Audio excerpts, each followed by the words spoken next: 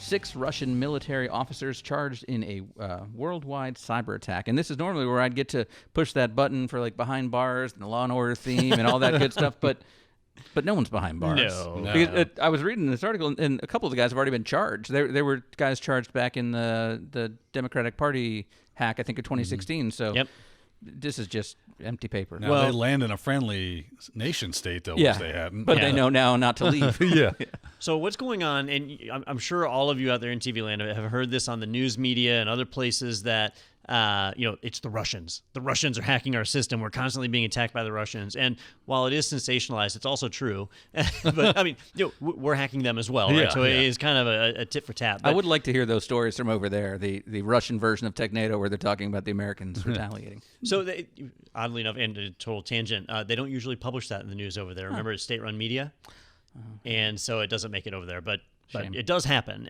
But we had the Democratic National Convention or Committee where their servers got compromised. A lot of their emails got leaked, and that was tied back to Russian hackers that were a part of GRU, which is a official government agency over there. It's the It's like their NSA, essentially, right? Yeah, except they just focus on basically cyber attack. Like that's what they do. They penetrate other governments' networks. Not defensive at all. Okay, and it's not defensive at all. So our government, not that I'm aware of. Our government had identified several of the operatives, and if you look at the pictures the FBI posted on the wanted poster, like several of them are in their uniforms, right? So these are military ranked officials in the Russian military. The other are just wearing silk shirts with like gold chains and Lamborghinis. Yeah. Oh, he's the guy that paid for it. Yeah. And so this is a pretty common thing that happens, even if you take the cybersecurity out of it, right, with just the military, that oftentimes, I think we have the, what's the Iranian Guard called? The Republican Guard? The Republican Guard. Oh, I thought that was oh, no, that's Iraq. Yeah, this is the... Iraq had the Republican Guard. What is Iran has something... They have an elite guard also, and basically we've listed them as a terror organization, and most of them have been held on charges for various things.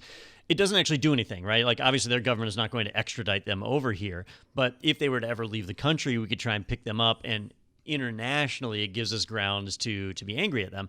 And so that's what they're doing here, is they're basically outing and saying, not only do we know this Russian hacking group exists, here's 6 people that we know are a part of it, and so they're now bad guys to us. I remember listening to one of the Dark Deck Diaries podcasts, and he was talking to a gentleman that worked for our NSA and did cyber espionage and things, and he said when I think it was when the shadow brokers leaked all that information and WikiLeaks stuff kind of came out, he was like, my name was kind of in that. We were getting ready to go to Singapore, and they were like, don't get on the plane because we don't know if they know that you've done anything. And if you land in so we're doing the exact same thing and have been. And that's just kind of the idea of having borders, I guess, and people that aren't friendly to you. Yeah. So I understand how they can tie this back to the GRU and say, okay, these were servers from this building or anything like that.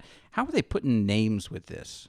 I mean, yes, they work there, but is there actually a connection between this guy did this attack? Yeah, this is where like the cloak and dagger stuff comes in. Yeah. That we have informants and things in their government. They obviously have tons in ours, and so that's how governments work. Yeah. That this is what this is what our taxpayer dollars fund. That's right.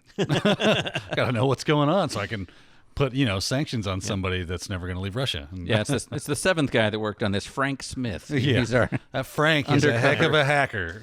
Now, a lot of this stuff is just symbolic. It's just to show, like, hey, we're aware of that's going on, and it is a little bit of a black eye to the other side to be able to say, like, hey, we were actually able to identify the people you got. And when you burn a spy like that or somebody that's an asset for that country, it does kind of like reduce their effectiveness because now everybody knows that's what you do and that's who you are. But at the same time, they're probably heroes in Russia. True. So they can move about freely in their own country and they can continue doing exactly what they've been doing. Yeah, they're going to work tomorrow. Yeah. So having dinner with Edward Snowden tonight. It's a good time. If you enjoyed that segment, be sure to check out our entire podcast available in the playlist right here. And you can always subscribe to stay up to date with the latest tech news and other happenings in the IT world. Be sure to tune in every Thursday for new episodes. I hope to see you there.